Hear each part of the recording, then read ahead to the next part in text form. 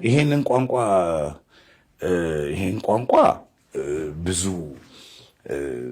መጠቀም ከባድ። ምክንያቱም እኔን አምኖማ ቢሆን እኔ ያስተዋወኩት እኔ 80 ሚሊዮን ብር ቤት ይገዛል እኮ ሰው አይደለ? አቅሙ አይደለም ያኔ አይደለ? ኤግዛክትሊ። አሁን ድርጅቱ የሰጠው እንትን አለ ምንድነው ኦፈር አለ። ይሄን ያህል ብር ትከፍሉኛላችሁ፣ ይሄን ያህል ብር ደግሞ በ5 ዓመት ያለ ወለድ ትከፍሉኛላችሁ። ይሄ ማንንም ሰው እኛ ከመምጣታችን በፊት እኮ ሞልቷል እኮ ተመዝጋቢው። አሁን እኛ ስላለን አንተን አምነን ምናምን የሚለው ነገር ትንሽ ፖላይትሊ ነው። ኦፍ ኮርስ እኛን ሰው ይወደናል፣ ያምነናል። ለዚህ ነው የምንጨቃጨቀውና አንዴ ጅቡቲ፣ አንዴ ሞጆ፣ አንዴ ምናምን እየሄድን መኪናውን ማስረከብ አለብህ ብለን እየሰራችሁ ነው እንጂ ኦፍ ኮርስ እንጂ እኛ ማስታወቂያ ነው እንትን ነው አምባሳደር ነው የሆነው። አምባሳደር ሲሸላለም ምናምን ከማየት ውጪ ብዙ እንትን ልትል ይችላል። ግን ህዝቡ ይሄን ብሎ ስለሰጠ እኛ ለህዝቡ መቆም ስላለብን የት አለ መኪናው? ጅቡቲ አለ። ሌትስ ጎ ጅቡቲ ተነስተን እዛ እንትን ላይ አሁን ለከፈሉት ሁሉ እስኪመለስ በዚህ መንገድ ትታገላላችሁ እስከ መጨረሻው። እግዚአብሔር ከፈቀደልን እስከ መጨረሻው ከአምባሳደርነታችን ካላሰናበትን እስከ ጊዜው ደርሷል። አሁን ኦልሞስት እንታገላለን። ምክንያቱም ለህዝቡ ማለት ግን ደግሞ የማይለቅ ነገር የከፈለ ዝንታለሙን የቆጠበ ጥሪቱን ያጣ ደግሞ ይኖራል። ስትለቅ አይኔ ለቅቅ ያለው የሚል መልስ ብሩን አያስመልስለትም። ኖ ድርጅቱ አለ እኮ እዚህ ጋር ተክሌ መሰለ። አሁን ህጋዊ ሆነ እናውራ። እሺ 8 ገጽ ውል ተፈራርሞ ገንዘቡን ነው የከፈለው ለፊንቴክ የሚባል ድርጅት አለ። ፊንቴክ በህይወት አለ፣ ቢሮውም አለ፣ ድርጅቱም አለ፣ ባለቤቶቹም አሉ። ኦኬ። ስለዚህ ከነሱ ጋራ ነው እንትን ማለት ያለበት። ገብተዋል ምልህ። ስለዚህ ገንዘቡን ሰብስቦ ከሀገር ጠፍቶ ምናምን ቢሆን እንዴት ብናደርግ ይሻላል ብለን እኛ እንትን ልንል እንችላለን። የድርጅቶች ባለቤቶች እኮ የዚህ አይነት የቀደመ ታሪክ ስላላቸው ነው አንዱ አሁን ያ የባለፈው ድጋሚ ላለመምጣቱ እነሱን ጥሩና ጠይቋቸው።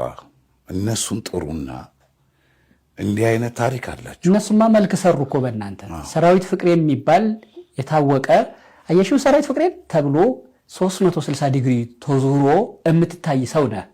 አድባር ነህ፣ ዋርካ ነህ። ይሄ ድርጅት ምንድነው ስም ቀይሩ።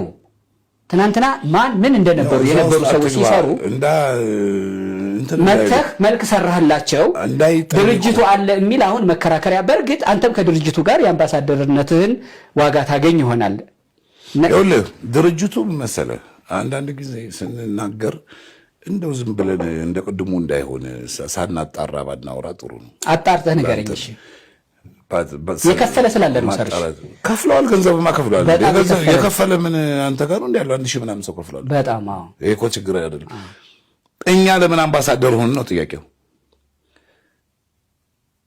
እንደ ዝናብ አምጥቶ እዛ ምንድነው መስቀል አደባባይ ላይ ያንን ሁሉ መኪና ሲያስረክብ ትልልቅ የመንግስት ኦፊሻሎች በሚኒስትር ዴታ ሌቭል ያሉ መጥተው ቁልፍ ሲያስረክቡ የከተማው ትራንስፖርት የምናምን ኃላፊዎች መጥተው እንትን ሲያደርጉ ይሄንን ስታይ እንደገና ደግሞ ከሱ በላይ ደግሞ ያቀረበው ኦፈር ደግሞ 3 ሚሊዮን ብርና 2.7 2.8 ሚሊዮን ብር የሚሸጥ መኪና በኢንተረስት ፍሪ እንደዚህ እንዴ!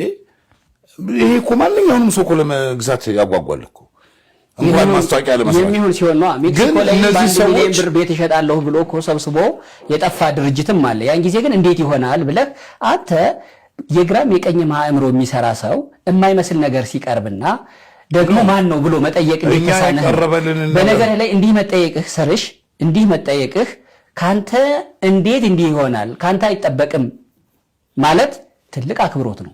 እኔን እረዳለሁ።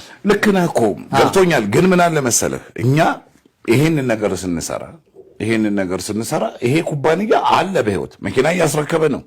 ሰው ተሰልፎ ገንዘብ እንትን እያለ ነው እና ምልክት ሆኖኝ አለ። ከዛ ዲሌያንስ ሲመጣ ለምንድን ነው የማንሄደው ብለን ተነስተን ሄድን።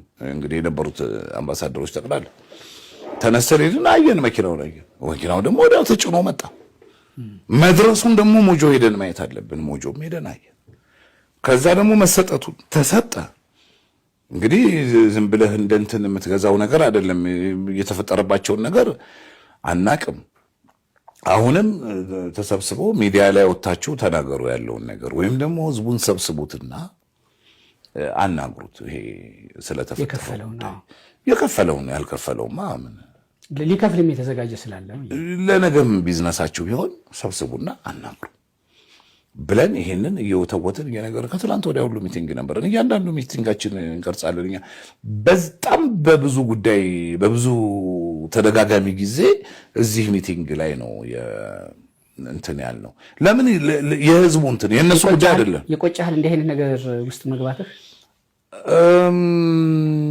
ባልገባ ምናምን ብዬ እንትን አለ። ምክንያቱም ስራው እንግዲህ እነሱ ተበላሽቶባቸው ሊሆን ይችላል።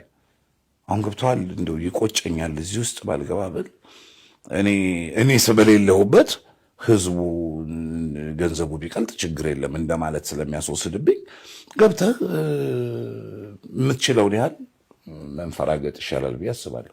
ምክንያቱም አታውቀውም፣ አትቀምሰውም። ሌጋል ዶክመንት ካለው ህጋዊ መንግስት የሰጠው ፈቃድ የምናምን እሱን አይተህ ነው ማስታወቂያ የምትሰራው። አሁን እኔ ለአንተ ማስታወቂያ ይዤልህ ብመጣ ህጋዊ ነው ወይ ምንድነው ምናምን ብለህ ታጣራለህ። ከዛ በኋላ ትሰራለህ። ሌላ ምን ነገ እንዲህ ሊሆን ይችላል ብለህ ታስባለህ?